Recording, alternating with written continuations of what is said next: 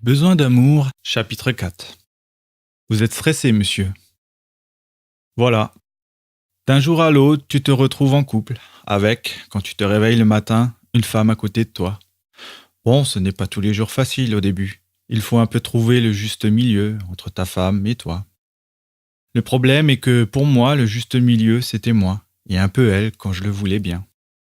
Elle me le rappelait encore il y a peu de temps.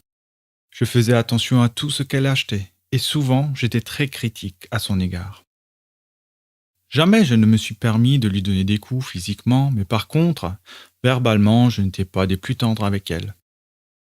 Je ne l'ai certes jamais insultée, mais je n'avais pas le respect qu'un homme doit avoir envers sa femme. Je dois dire, et c'est terrible, je ne m'en rendais même pas compte. Quelque temps après notre mariage, je suis rentré dans une dépendance très néfaste qui allait me coller à la peau pendant de très longues années, les jeux vidéo.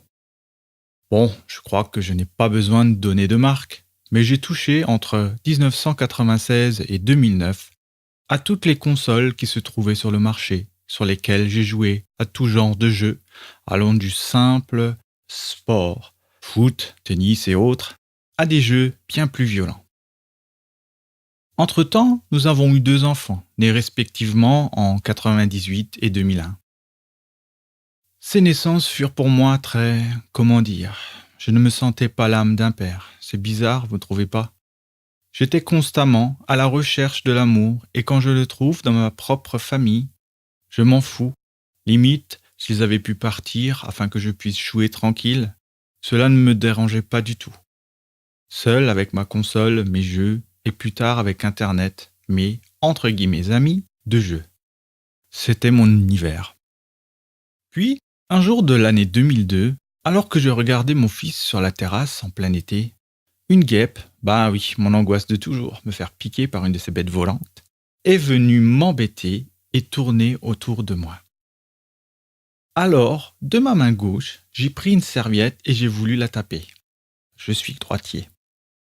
Un grand claque et une grande douleur se firent sentir au niveau du torse, à gauche, jusque dans mon bras, à tel point que je ne pouvais plus soulever mon fils. Marjorie, ma femme, n'était pas là, et comme elle rentrait trop tard pour aller chez le médecin, je me suis dit « On va laisser passer la nuit et on verra bien demain ». Je me suis réveillé le lendemain sans douleur, et puis c'est là que ma vie a pris un virage vers la mort. J'ai commencé à partir de ce moment-là à avoir des malaises, le cœur qui s'accélérait et des douleurs côté gauche. Bon, je vous préviens, ce que je vais dire maintenant n'est pas sans, comment dirais-je, langue de bois. Mais sachez que, ce livre aidant, je m'engage devant Dieu à pardonner à toutes les personnes avec qui j'ai dû me battre pendant toutes ces années de galère. Oui, car se battre contre cette maladie qui me rongeait chaque jour un peu plus était terrible. Mais ce qui m'a anéanti bien des fois, c'est l'attitude des médecins envers moi. Je me souviens, la première fois que j'ai fait un malaise, ma femme m'a appelé les urgences. Après avoir entendu ses explications sur mes symptômes, personne ne s'est déplacé. Nous avons donc pris la décision d'aller chez le docteur. Là, on m'a dit que c'était un malaise vagal. Cela commençait déjà bien, car un malaise vagal, c'est un ralentissement du cœur. Alors que moi, j'avais des accélérations cardiaques. Bref, suivirent des années terribles pour moi. Non seulement ce que j'avais en moi grandissait et mon corps se détériorait, mais les médecins ne comprenaient pas mon souci de santé. Ça, c'était le pire. Plus la maladie avançait, moins j'arrivais à vivre ma vie d'homme, je dirais, normale. Je ne supportais plus les douches, me raser devenait insupportable, plus moyen de faire des efforts physiques, sport, bricolage. Et même les relations sexuelles sont devenues un problème pour moi.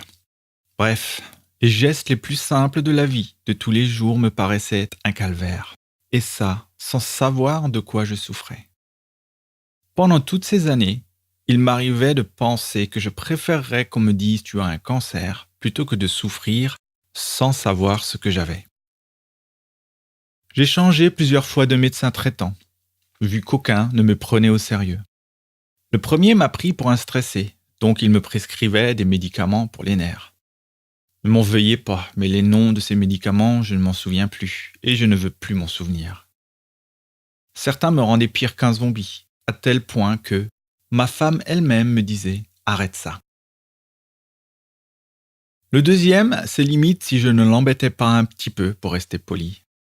Du genre, quand j'allais chez lui, il me demandait « c'est pourquoi cette fois-ci ?» Alors, j'ai encore changé, et je dois dire que je suis tombé sur un docteur très compréhensif et prêt à me soutenir. Son problème, il n'avait aucune idée de ce qui m'arrivait.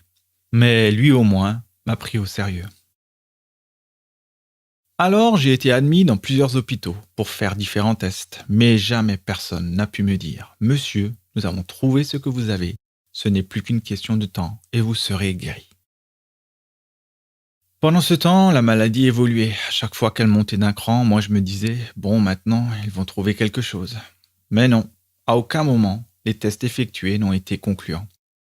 Alors bon, on se dit qu'on va essayer autre chose, du genre paramédical, guérisseur et autres médecins de l'armée de l'ombre. Ben, même ça ne marchait pas.